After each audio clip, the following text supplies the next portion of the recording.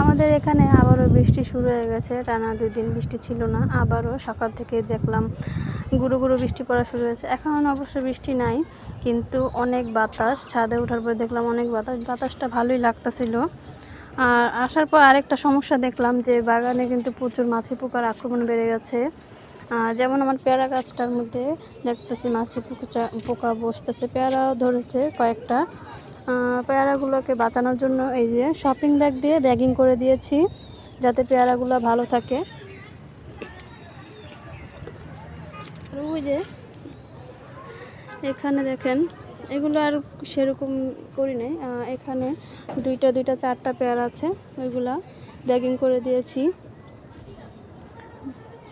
ছাদটা একটু নোংরা হয়ে রয়েছে। ছাদটা ভেবেছিলাম আজকে একটু ঝাড়ু দিব, কিন্তু সেটা আর হয়ে উঠলো না। বৃষ্টি পড়ছে, এখন নাই, আবার একটু পরে আকাশ মেঘ করেছে, একটু পরে আবারও বৃষ্টি শুরু হয়ে যাবে।